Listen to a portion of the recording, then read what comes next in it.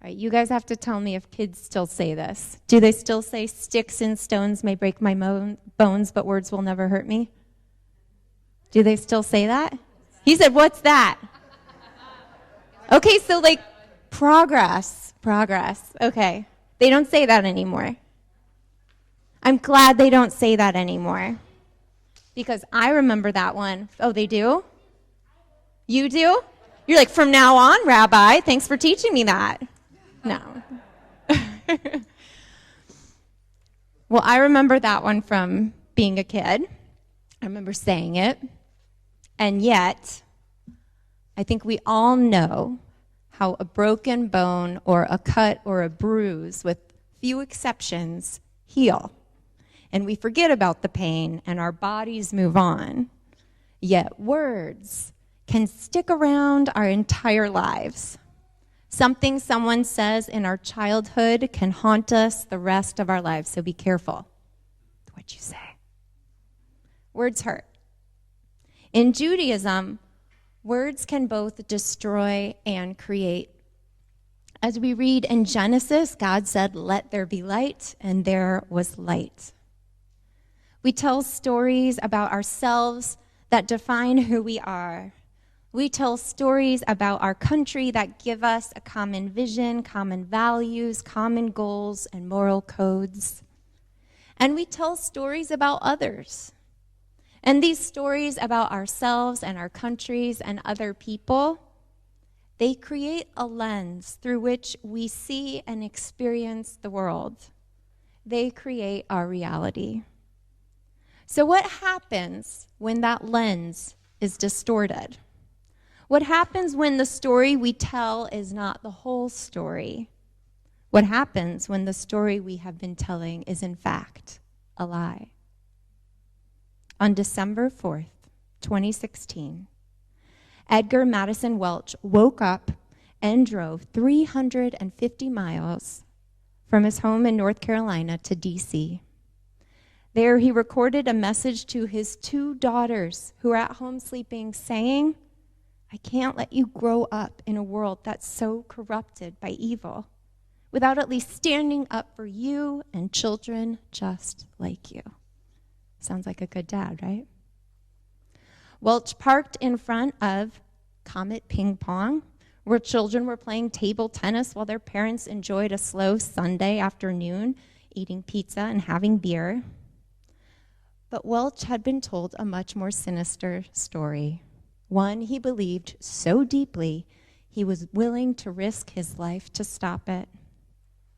He walked into the restaurant with an AR-15, a .38 handgun, and a folding knife, believing what he had read on the internet and heard on InfoWars, that Hillary Clinton was sexually abusing children in satanic rituals in the basement of this pizza joint.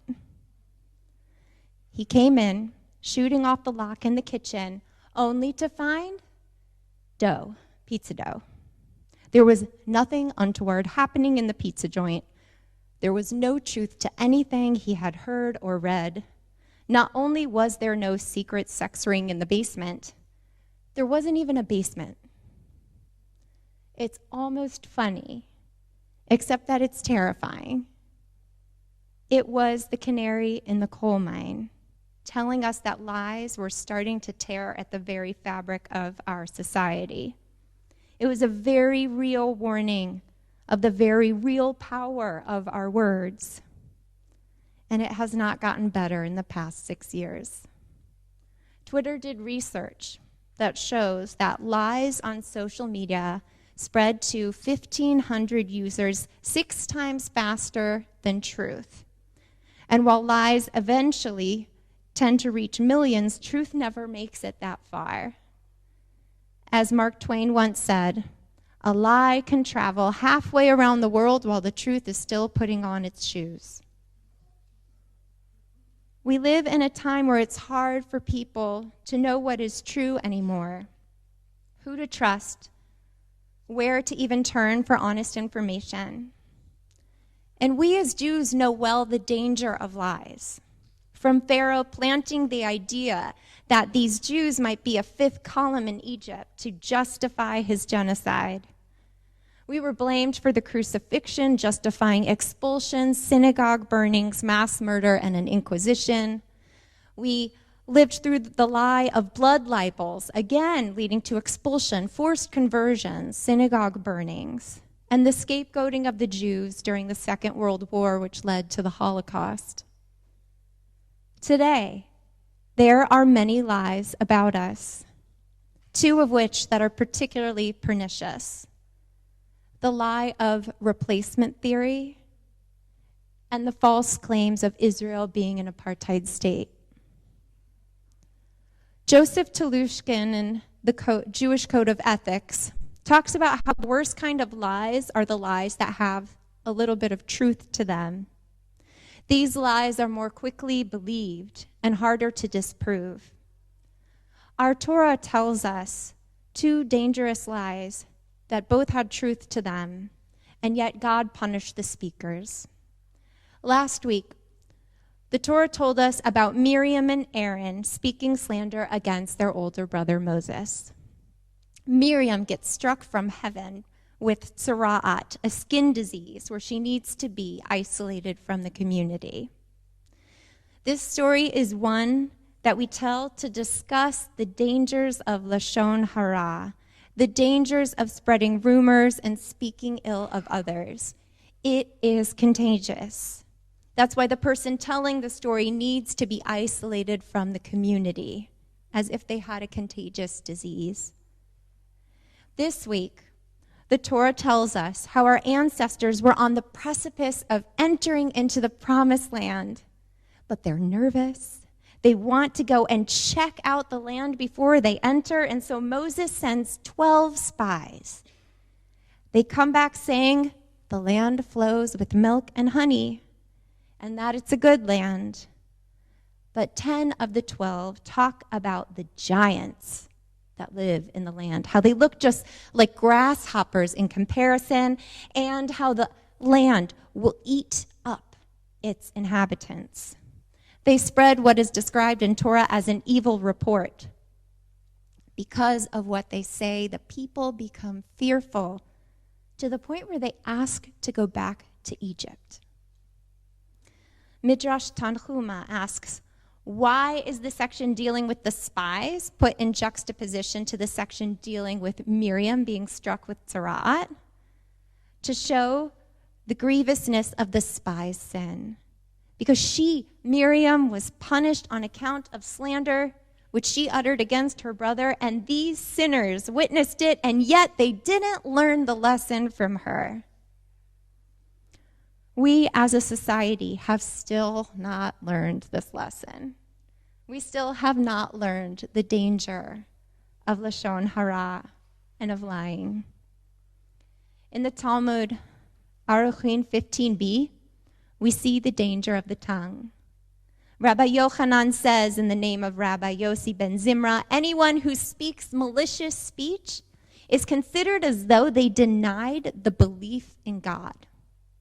Reish Lakish says anyone who speaks malicious speech increases his sins until they reach the heavens. Rav Chisda says, Mar Ukva says, anyone who speaks malicious speech, the Holy One, blessed be God, says, that person and I cannot dwell together in the world. The school of Rabbi Yishmael taught anyone who speaks malicious speech increases his sins to the degree that they correspond with the 3 cardinal transgressions of idol worship, forbidden sexual relations, and bloodshed. Rabbi Hama, son of Rabbi Hanina, says, what is the meaning of that which is written in Proverbs? Death and life are in the hand of the tongue. Does the tongue have a hand? Rather, the verse comes to teach us that just as a hand can kill, so the tongue can kill. But if you're going to claim that just as the hand kills only those close by, the tongue can only kill those close by, there's another verse. Their tongue is like a sharpened arrow, showing that the tongue can kill like an arrow from far away. And if you're going to say just as an arrow, it can only go 40 or 50 cubits, we have a verse that says they have set their mouth against the heavens and their tongue walks through the earth, meaning that malicious speech can reach the greatest of distances, even the distance between heaven and earth. Whether against a person or a country, the Torah reminds us that lies, especially when there's a hint of truth, wreak havoc. Bless you. But there is hope on this page of Talmud as well. It says that there are two ways to combat lies, two ways to fight against a culture of lies and fake news and false narratives. One, through Torah study, and two, through humility. So what is the antidote to lies? Truth and humility. We need to ground ourselves as individuals and as a society in a higher truth. We need to stitch up the moral fabric of society. We need to use the golden rule as our compass for any action. We need to not be so arrogant as to think that we are always right, that our way of thinking is the only way. We need to stop manipulating and filtering what we hear and read so that they only reinforce what we already believe. The spies talked about the promised land being inhabited by giants, that the land was, on the one hand, bountiful, but on the other, the kind of land that consumed its inhabitants. Their lies spread fast, partially because they spoke some truth, and partially because what they claimed was so outlandish and so unbelievable that who would say a lie so big if it weren't true? We fall into the same trap, believing outlandish claims when if we could just pull back and humbly seep ourselves in facts and truth, we might have a chance of something better. My nechemta, like words of comfort tonight, is that just as words can tear us apart, words can bring us together. Just as words can destroy, words can create. Just as words can sever connection, words can make connection. For those of us blessed to have been married, we actually marry by just saying a line, right? Behold, you are consecrated to me. Words are holy. May we use our words to build connection. May we be humble and pursue truth. May we treat words as the precious building blocks that they are, using them to build and not destroy. May we use our words in a holy, holy way. Shabbat shalom.